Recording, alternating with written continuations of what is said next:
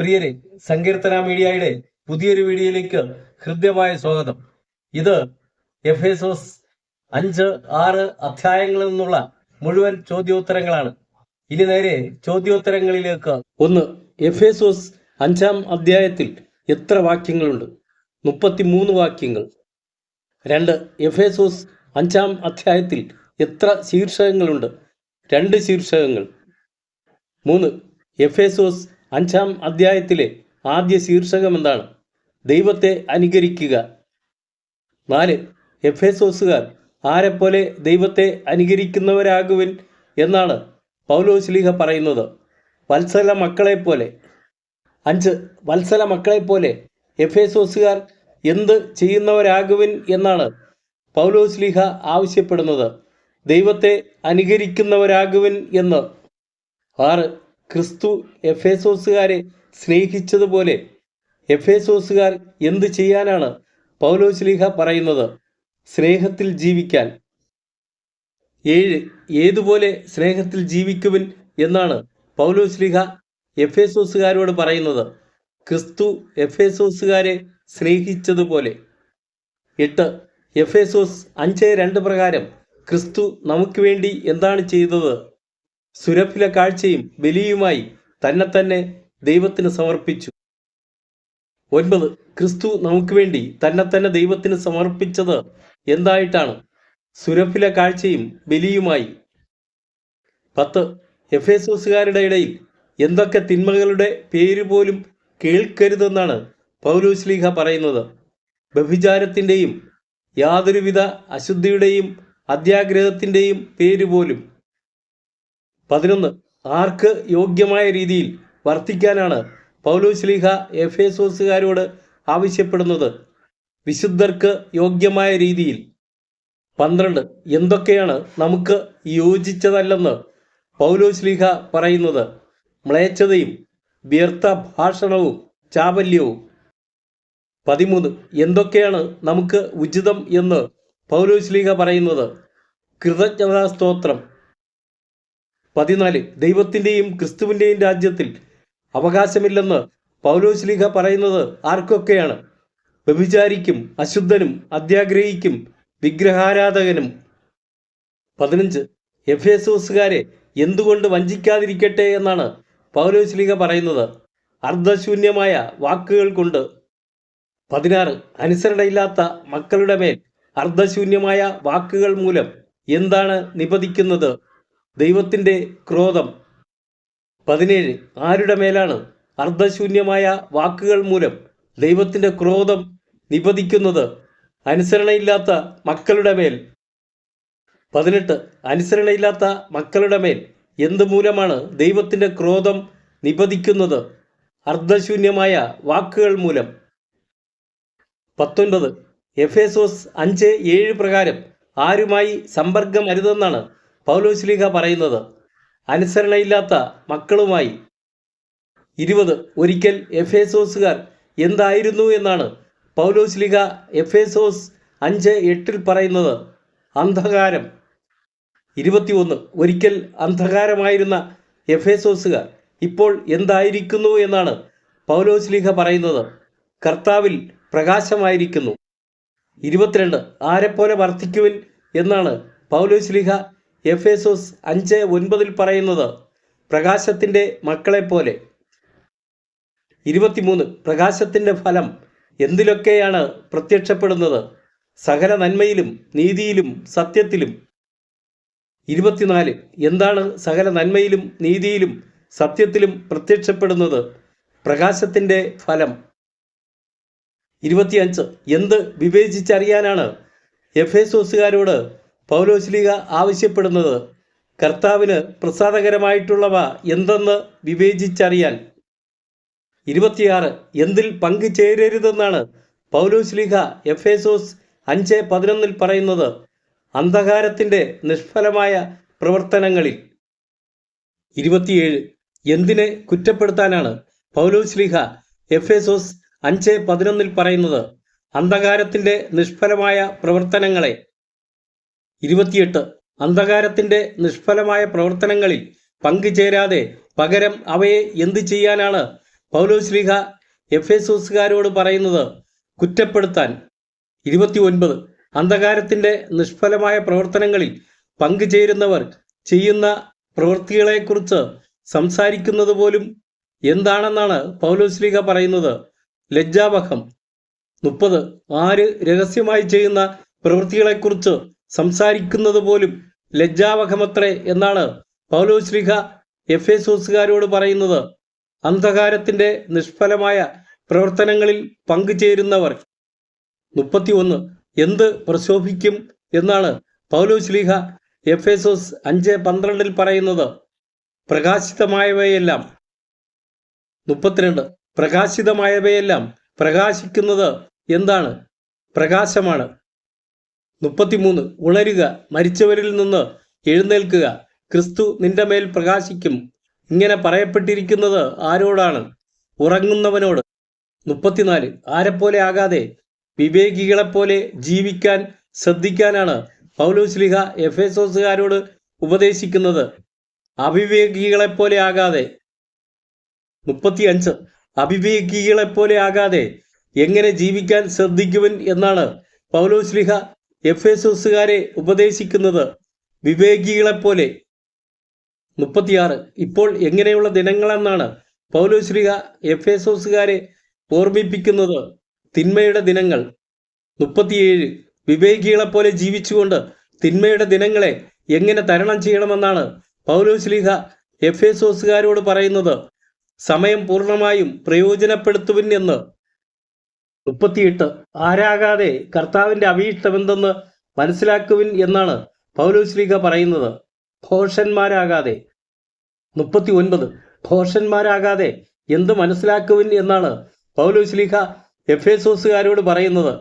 കർത്താവിൻ്റെ അഭീഷ്ടമെന്തെന്ന്. 40 എങ്ങനെ ഉന്മത്തരാകരുതെന്നാണ് പൗലോസ്ലീഹ എഫേസോസുകാരോട് പറയുന്നത്? വീഞ്ഞു കുടിച്ച്. 41 വീഞ്ഞു കുടിച്ച് ഉന്മത്തരാകരുതെന്ന് പൗലോസ്ലീഹ പറയുന്നത് എന്തുകൊണ്ടാണ്? അതിൽ ദുരാസക്തി ഉണ്ട് എന്നതിനാൽ. 42 വീഞ്ഞു കുടിച്ച് ഉന്മത്തരാകാതെ എന്ത് ചെയ്യാനാണ് പൗലോസ്ലീഹ എഫേസോസുകാരോട് പറയുന്നത്? ആത്മാവിനാൽ പൂരിതരാകുവിൻ എന്ന്. 43 എങ്ങനെ പരസ്പരം സംഭാഷണം ചെയ്യാനാണ് പൗലോസ്ലീഹ എഫേസോസുകാരോട് പറയുന്നത്? സങ്കീർത്തനങ്ങളാലും ഗാനങ്ങളാലും ആത്മീയ ഗീതങ്ങളാലും. 44 എങ്ങനെ കർത്താവിനെ പ്രകീർത്തിക്കാനാണ് പൗലോസ്ലീഹ എഫേസോസുകാരോട് പറയുന്നത്? ഗാനാലാപനങ്ങളാൽ പൂർണ്ണ ഹൃദയത്തോടെ. 45 ആർക്കാണ് എപ്പോഴും എല്ലാറ്റിനും കൃതജ്ഞത അർപ്പിക്കാൻ പൗലോസ്ലീഹ എഫേസോസുകാരോട് പറയുന്നത്? പിതാവായ ദൈവത്തിന്. 46 ആരുടെ നാമത്തിൽ എപ്പോഴും എല്ലാറ്റിനും വേണ്ടി പിതാവായ ദൈവത്തിന് കൃതജ്ഞത അർപ്പിക്കാനാണ് പൗലോസ്ലീഹ എഫേസോസുകാരോട് പറയുന്നത്? നമ്മുടെ കർത്താവായ യേശുക്രിസ്തുവിൻ്റെ നാമത്തിൽ. 47 എന്തിനു വേണ്ടി നമ്മുടെ കർത്താവായ യേശുക്രിസ്തുവിൻ്റെ നാമത്തിൽ പിതാവായ ദൈവത്തിന് കൃതജ്ഞത അർപ്പിക്കാനാണ് പൗലോസ്ലീഹ എഫേസോസുകാരോട് പറയുന്നത്? എപ്പോഴും എല്ലാറ്റിനും വേണ്ടി. 48 എന്തിനെ പ്രതി പരസ്പരം വിധേയരായിരിക്കുവിൻ എന്നാണ് എഫേസോസുകാരോട് പൗലോസ്ലീഹ പറയുന്നത്? ക്രിസ്തുവിനോടുള്ള ബഹുമാനത്തെ പ്രതി. 49 ക്രിസ്തുവിനോടുള്ള ബഹുമാനത്തെ പ്രതി എങ്ങനെ ആയിരിക്കുവിൻ എന്നാണ് എഫേസോസുകാരോട് പൗലോസ്ലീഹ പറയുന്നത്? പരസ്പരം വിധേയരായിരിക്കുവിൻ എന്ന്. 50 എഫേസോസ് 5-ാം അധ്യായം 22 മുതൽ 33 വരെയുള്ള വാക്യങ്ങളുടെ ശീർഷകം എന്താണ്? ഭാര്യാഭർത്താക്കന്മാർ. 51 ആർക്ക് വിധേയരായിരിക്കാനാണ് ഭാര്യമാരോട് പൗലോസ്ലീഹ ഉപദേശിക്കുന്നത്? ഭർത്താക്കന്മാർക്ക്. 52 എങ്ങനെ ഭർത്താക്കന്മാർക്ക് വിധേയരായിരിക്കാനാണ് ഭാര്യമാരെ പൗലോസ്ലീഹ ഉപദേശിക്കുന്നത്? കർത്താവിന് എന്ന പോലെ. 53 എന്തിനെയാണ് ക്രിസ്തുവിൻ്റെ ശരീരമെന്ന് എഫേസോസ് 5:23 പൗലോസ്ലീഹ വിശേഷിപ്പിക്കുന്നത്? സഭയെ. 54 സഭയുടെ ശിരസ്സായിരിക്കുന്നത് ആരാണ്? ക്രിസ്തു. 55 ക്രിസ്തു സഭയുടെ ശിരസ്സായിരിക്കുന്നത് പോലെ ഭർത്താവ് ഭാര്യയുടെ എന്താണ്? ശിരസ്. 56 സഭയാകുന്ന ക്രിസ്തുവിൻ്റെ ശരീരത്തിൻ്റെ രക്ഷകൻ ആരാണ്? ക്രിസ്തു. 57 എല്ലാ കാര്യങ്ങളിലും ഭാര്യമാർ ഭർത്താക്കന്മാർക്ക് വിധേയരായിരിക്കേണ്ടത് എങ്ങനെയാണ്? സഭ ക്രിസ്തുവിന് വിധേയ ആയിരിക്കുന്നത് പോലെ. 58 ഭാര്യമാരെ എങ്ങനെ സ്നേഹിക്കാനാണ് ഭർത്താക്കന്മാരോട് പൗലോസ്ലീഹ ആവശ്യപ്പെടുന്നത്? ക്രിസ്തു സഭയെ സ്നേഹിച്ചതുപോലെ. 59 ക്രിസ്തു തന്നെ സമർപ്പിച്ചത് എന്തിനു വേണ്ടിയാണ്? സഭയെ വിശുദ്ധീകരിക്കാൻ വേണ്ടി. 60 ക്രിസ്തു സഭയെ സ്നേഹിക്കുകയും അവിടെ വിശുദ്ധീകരിക്കാൻ വേണ്ടി തന്നെ സമർപ്പിക്കുകയും ചെയ്തതുപോലെ എന്തു ചെയ്യാനാണ് പൗലോസ്ലീഹ പറയുന്നത്? ഭാര്യമാരെ സ്നേഹിക്കാൻ. 61 ക്രിസ്തു സഭയെ വിശുദ്ധീകരിക്കാൻ വേണ്ടി കഴുകിയത് എന്തിനാലാണ്? ജലം കൊണ്ട്. 62 ക്രിസ്തു സഭയെ വെണ്മയുള്ളതാക്കിയത് എങ്ങനെയാണ്? വചനത്താൽ വെണ്മയുള്ളതാക്കി. 63 ക്രിസ്തു സഭയെ വിശുദ്ധീകരിച്ചത് എങ്ങനെയാണ്? ജലം കൊണ്ട് കഴുകി വചനത്താൽ വെണ്മയുള്ളതാക്കി. 64 കറയോ ചുളിവോ മറ്റു കുറവുകളോ ഇല്ലാത്ത മഹത്വപൂർണയായി ആർക്ക് പ്രതിഷ്ഠിക്കാനാണ് സഭയെ ക്രിസ്തു വിശുദ്ധീകരിച്ചത്? ക്രിസ്തുവിന് തന്നെ പ്രതിഷ്ഠിക്കുന്നതിന്. 65 സഭ എങ്ങനെ ആയിരിക്കുന്നതിനു വേണ്ടിയാണ് ക്രിസ്തു സഭയെ വിശുദ്ധീകരിച്ചത്? കളങ്കരഹിതയും പരിശുദ്ധയുമായിരിക്കുന്നതിനും വേണ്ടി. 66 എഫേസോസ് 5:28 പ്രകാരം ഭർത്താക്കന്മാർ ഭാര്യമാരെ സ്നേഹിക്കേണ്ടത് എങ്ങനെയാണ്? സ്വന്തം ശരീരത്തെ എന്ന പോലെ. 67 എഫേസോസ് 5:28 പ്രകാരം ഭാര്യയെ സ്നേഹിക്കുന്നവൻ ആരെ സ്നേഹിക്കുന്നു എന്നാണ് പൗലോസ്ലീഹ പറയുന്നത്? തന്നെ. 68 ആരും ഒരിക്കലും എന്തിനെ വെറുക്കുന്നില്ല എന്നാണ് പൗലോസ്ലീഹ പറയുന്നത്? സ്വന്തം ശരീരത്തെ. 69 ക്രിസ്തു സഭയെ എന്ന പോലെ ഒരുവൻ സ്വന്തം ശരീരത്തെ എന്താണ് ചെയ്യുന്നത്? പരിപോഷിപ്പിക്കുകയും പരിപാലിക്കുകയും ചെയ്യുന്നു. 70 നാം ആരുടെ ശരീരത്തിൻ്റെ അവയവങ്ങളാണ്? ക്രിസ്തുവിൻ്റെ ശരീരത്തിൻ്റെ അവയവങ്ങൾ. 71 പുരുഷൻ പിതാവിനെയും മാതാവിനെയും വിട്ട് ആരോട് ചേരും എന്നാണ് പൗലോസ്ലീഹ പറയുന്നത്? ഭാര്യയോട്. 72 നാം ക്രിസ്തുവിൻ്റെ അവയവങ്ങളാണെന്ന കാരണത്താൽ പുരുഷൻ ആരെയൊക്കെ വിട്ടാണ് ഭാര്യയോട് ചേരുന്നത്? പിതാവിനെയും മാതാവിനെയും. 73 പുരുഷൻ തൻ്റെ പിതാവിനെയും മാതാവിനെയും വിട്ട് ഭാര്യയോട് ചേരുകയും അവർ രണ്ടുപേരും ഒന്നാകുകയും ചെയ്യുന്നത് എന്താണെന്നാണ് പൗലോസ്ലീഹ പറയുന്നത്? ഒരു വലിയ രഹസ്യം. 74 പുരുഷൻ തൻ്റെ പിതാവിനെയും മാതാവിനെയും വിട്ട് ഭാര്യയോട് ചേരുകയും അവർ രണ്ടുപേരും ഒന്നാകുകയും ചെയ്യുന്നത് എന്തിനോടൊക്കെ ബന്ധപ്പെടുത്തിയാണ് പൗലോസ്ലീഹ പറയുന്നത്? സഭയോടും ക്രിസ്തുവിനോടും. 75 നിങ്ങളിൽ ഓരോ വ്യക്തിയും ഭാര്യയെ എങ്ങനെ സ്നേഹിക്കണമെന്നാണ് പൗലോസ്ലീഹ ഉപദേശിക്കുന്നത്? തന്നെപ്പോലെ തന്നെ. 76 ഭാര്യ ഭർത്താവിനെ എന്ത് ചെയ്യണമെന്നാണ് പൗലോസ്ലീഹ ഉപദേശിക്കുന്നത്? ബഹുമാനിക്കുകയും വേണമെന്ന്. 77 നിങ്ങളിൽ ഓരോ വ്യക്തിയും തന്നെപ്പോലെ തന്നെ ഭാര്യയെ സ്നേഹിക്കണം. ഭാര്യയാകട്ടെ ഭർത്താവിനെ ബഹുമാനിക്കുകയും വേണം. ഇത് പൗലോസ്ലീഹ ആർക്ക് നൽകുന്ന ഉപദേശമാണ്? ഭാര്യ ഭർത്താക്കന്മാർക്ക്. 78 എഫേസോസ് 5:2 സമാനമായ മറ്റ് ബൈബിൾ ഭാഗങ്ങളേവ? പുറപ്പാട് 29 അധ്യായം 18 വാക്യവും എസക്കിയേൽ 20 അധ്യായം 41 വാക്യവും.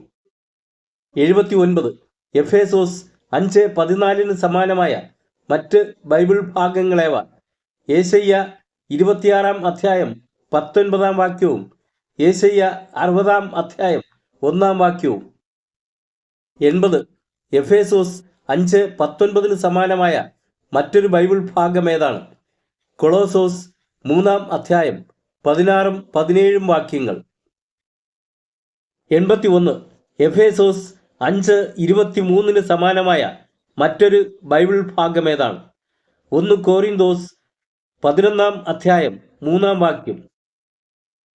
82 എഫേസോസ് 5:31 സമാനമായ മറ്റ് ബൈബിൾ ഭാഗങ്ങളേവ? ഉൽപ്പത്തി 2 അധ്യായം 24 വാക്യവും വിശുദ്ധ മത്തായി 19 അധ്യായം 5-ാം വാക്യവും. 83. എഫേസോസ് 6-ാം അധ്യായത്തിൽ എത്ര വാക്യങ്ങളുണ്ട്? 24 വാക്യങ്ങൾ. 84. എഫേസോസ് 6-ാം അധ്യായത്തിൽ എത്ര ശീർഷകങ്ങളുണ്ട്? 5 ശീർഷകങ്ങൾ. 85. എഫേസോസ് 6-ാം അധ്യായത്തിലെ ആദ്യ ശീർഷകം എന്താണ്? മക്കളും മാതാപിതാക്കന്മാരും. 86. ആരോടാണ് കർത്താവിൽ നിങ്ങൾ മാതാപിതാക്കന്മാരെ അനുസരിക്കുവിൻ എന്ന് പൗലോസ്ലീഹ പറയുന്നത്? കുട്ടികളോട്. 87. കുട്ടികളോട് ആരിലാണ് നിങ്ങൾ മാതാപിതാക്കന്മാരെ അനുസരിക്കുവിൻ എന്ന് പൗലോസ്ലീഹ പറയുന്നത്? കർത്താവിൽ. 88. കർത്താവിൽ ആരെ അനുസരിക്കുവിൻ എന്നാണ് കുട്ടികളോട് പൗലോസ്ലീഹ പറയുന്നത്? മാതാപിതാക്കന്മാരെ. 89. കുട്ടികൾ കർത്താവിൽ മാതാപിതാക്കന്മാരെ അനുസരിക്കുന്നത് എന്താണെന്നാണ് പൗലോസ്ലീഹ പറയുന്നത്? ന്യായയുക്തമാണെന്ന്. 90. എഫേസോസുകാർക്ക് നന്മ കൈവരുന്നതിനും ഭൂമിയിൽ ദീർഘകാലം ജീവിക്കുന്നതിനും വേണ്ടി എന്ത് ചെയ്യാനാണ് പൗലോസ്ലീഹ പറയുന്നത്? മാതാവിനെയും പിതാവിനെയും ബഹുമാനിക്കുക എന്ന്. 91. എന്തിനു വേണ്ടിയാണ് മാതാവിനെയും പിതാവിനെയും ബഹുമാനിക്കുക എന്ന് പൗലോസ്ലീഹ പറയുന്നത്? നന്മ കൈവരുന്നതിനും ഭൂമിയിൽ ദീർഘകാലം ജീവിക്കുന്നതിനും. 92. വാഗ്ദാനത്തോടു കൂടിയ ആദ്യത്തെ കൽപ്പന ഏതാണ്? മാതാവിനെയും പിതാവിനെയും ബഹുമാനിക്കുക. 93. കുട്ടികളിൽ കോപം ഉളവാക്കരുത് എന്ന് പൗലോസ്ലീഹ പറയുന്നത് ആരോടാണ്? പിതാക്കന്മാരോട്. 94. പിതാക്കന്മാരോട് കുട്ടികളിൽ എന്ത് ഉളവാക്കരുതെന്നാണ് പൗലോസ്ലീഹ പറയുന്നത്? കോപം. 95. എങ്ങനെ കുട്ടികളെ വളർത്തുവിൻ എന്നാണ് പൗലോസ്ലീഹ പിതാക്കന്മാരെ ഉപദേശിക്കുന്നത്? കർത്താവിൻ്റെ ശിക്ഷണത്തിലും ഉപദേശത്തിലും. 96.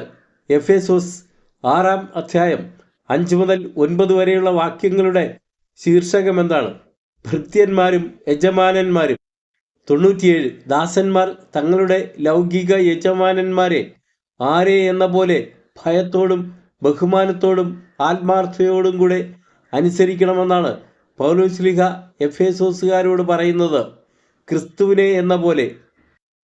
98. ദാസന്മാർ തങ്ങളുടെ ലൗകിക യജമാനന്മാരെ ക്രിസ്തുവിനെ എന്ന പോലെ എങ്ങനെ അനുസരിക്കണമെന്നാണ് പൗലോസ്ലീഹ പറയുന്നത്? ഭയത്തോടും ബഹുമാനത്തോടും ആത്മാർത്ഥതയോടും കൂടെ. 99. ക്രിസ്തുവിനെ എന്ന പോലെ ഭയത്തോടും ബഹുമാനത്തോടും ആത്മാർത്ഥതയോടും കൂടെ ആരെ അനുസരിക്കണമെന്നാണ് ദാസന്മാരോട് പൗലോസ്ലീഹ പറയുന്നത്? ലൗകിക യജമാനന്മാരെ. 100.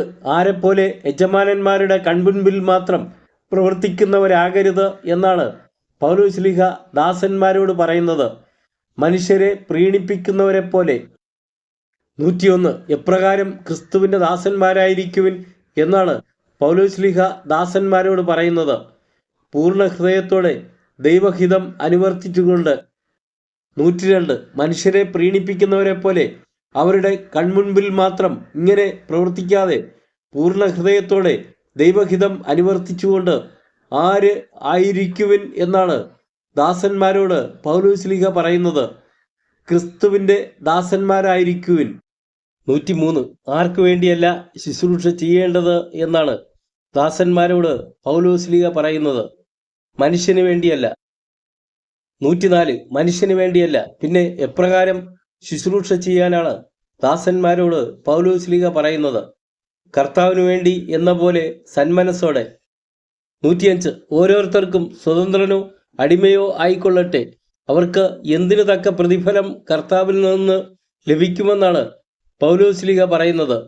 അവരുടെ നല്ല പ്രവൃത്തികൾക്ക്. 106. ഓരോരുത്തർക്കും സ്വതന്ത്രനോ അടിമയോ ആയിക്കൊള്ളട്ടെ, അവരുടെ നല്ല പ്രവൃത്തികൾക്ക് കർത്താവിൽ നിന്ന് എന്ത് ലഭിക്കുമെന്ന് അറിഞ്ഞുകൊള്ളുവിൻ എന്നാണ് പൗലോസ്ലീഹ പറയുന്നത്? തക്ക പ്രതിഫലം. 107. ഓരോരുത്തർക്കും സ്വതന്ത്രനോ അടിമയോ ആയിക്കൊള്ളട്ടെ, അവരുടെ നല്ല പ്രവൃത്തികൾക്ക് ആരിൽ നിന്ന് തക്ക പ്രതിഫലം ലഭിക്കുമെന്ന് അറിഞ്ഞുകൊള്ളുവിൻ എന്നാണ് പൗലോസ്ലീഹ പറയുന്നത്? കർത്താവിൽ നിന്ന്. 108. ആരെ ഭീഷണിപ്പെടുത്തരുതെന്നാണ് യജമാനന്മാരോട് പൗലോസ്ലീഹ പറയുന്നത്? ദാസന്മാരെ. 109. ആരുടെയൊക്കെ യജമാനൻ സ്വർഗത്തിലുണ്ടെന്നാണ് പൗലോസ്ലീഹ പറയുന്നത് ലൗകിക യജമാനന്മാരുടെയും ദാസന്മാരുടെയും 110 ആർക്ക് മുഖനോട്ടമില്ലെന്ന് അറിയുവിൻ എന്നാണ് പൗലോസ്ലീഹ പറയുന്നത്. സ്വർഗത്തിലെ യജമാനന് 111 എഫേസോസ് 6-ാം അധ്യായം 10 മുതൽ 17 വരെയുള്ള വാക്യങ്ങളുടെ ശീർഷകം എന്താണ്? ആത്മീയ സമരം. 112 ആത്മീയ സമരത്തിനു വേണ്ടി നാം എന്തിലാണ് കരുത്തുള്ളവരാകേണ്ടത്? കർത്താവിലും അവിടുത്തെ ശക്തിയുടെ പ്രാഭവത്തിലും.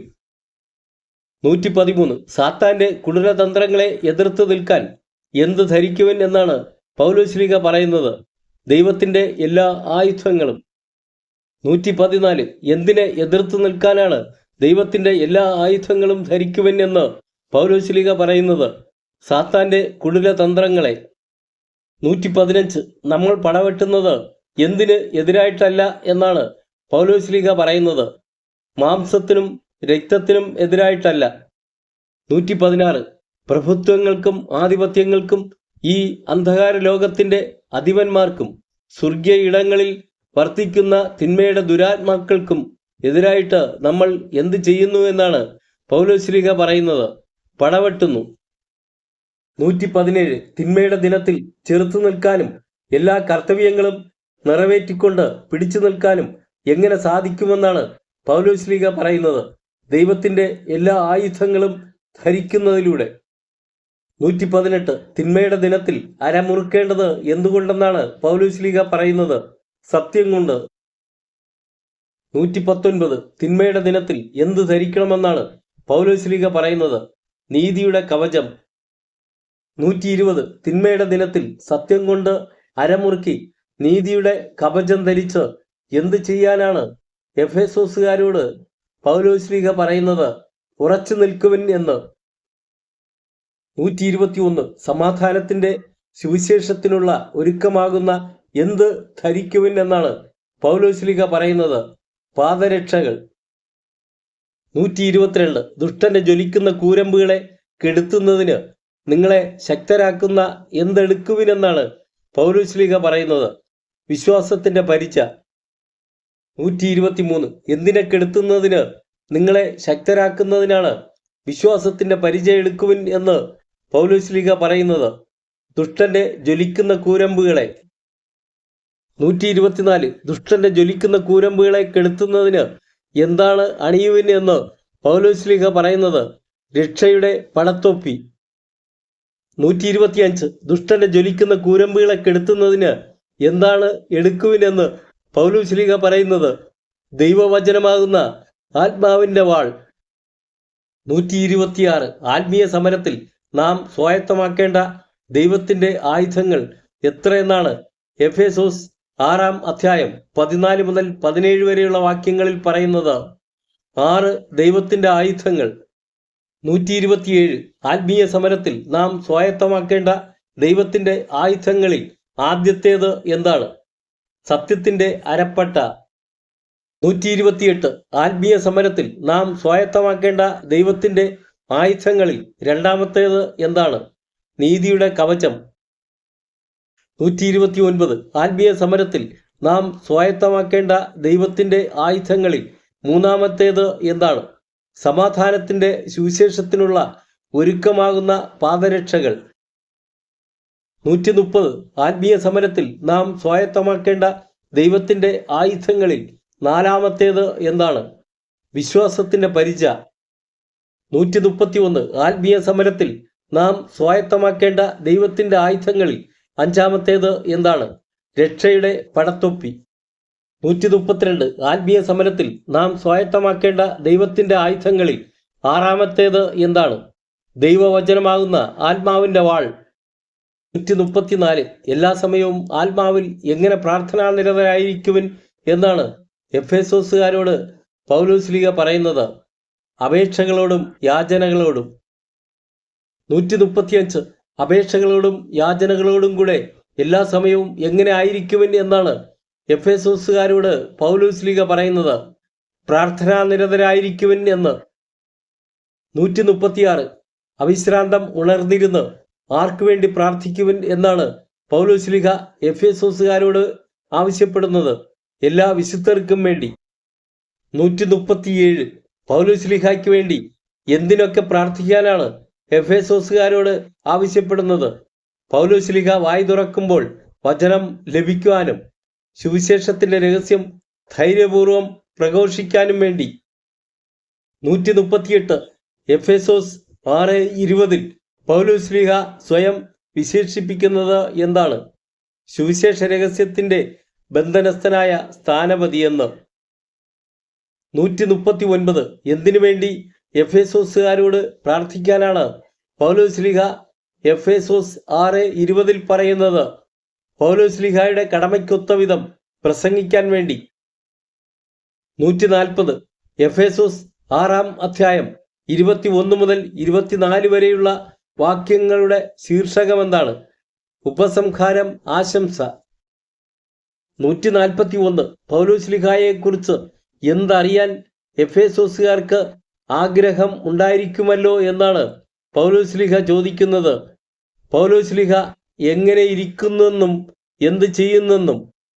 142 പൗലോസ്ലീഹ എങ്ങനെ ഇരിക്കുന്നെന്നും എന്ത് ചെയ്യുന്നുവെന്നും എഫേസോസുകാർ അറിയാൻ ആഗ്രഹിക്കുന്നതെല്ലാം ആര് അവരോട് പറയുന്നതാണെന്നാണ് പൗലോസ്ലീഹ പറഞ്ഞത്? തിക്കിക്കോസ്. 143 തിക്കിക്കോസിനെ പൗലോസ്ലീഹ വിശേഷിപ്പിക്കുന്നത് എന്താണ്? നമ്മുടെ പ്രിയ സഹോദരനും കർത്താവിൽ വിശ്വസ്ത ശുശ്രൂഷകനും.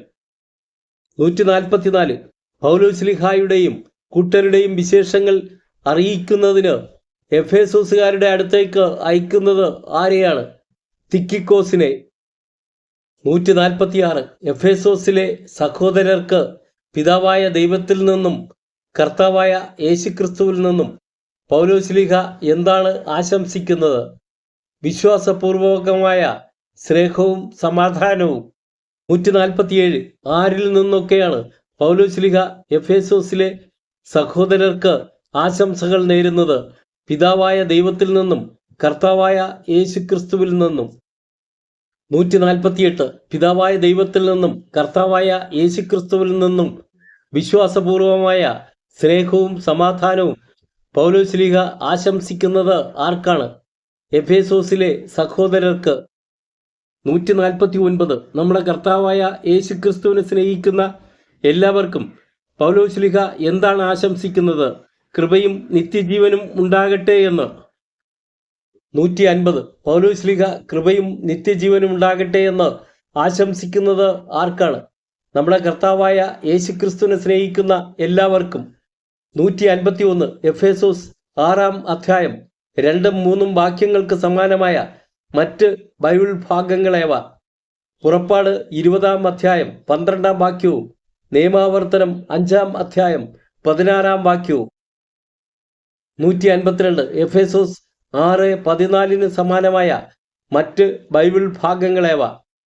യേശയ്യ 11-ാം അധ്യായം 5-ാം വാക്യവും യേശയ്യ 59-ാം അധ്യായം 17-ാം വാക്യവും 1 തെസ്സലോനിക്ക 5-ാം അധ്യായം 8-ാം വാക്യവും. 153 എഫേസോസ് 6:15 സമാനമായ മറ്റൊരു ബൈബിൾ ഭാഗം ഏതാണ്? യേശയ്യ 52-ാം അധ്യായം 7-ാം വാക്യം.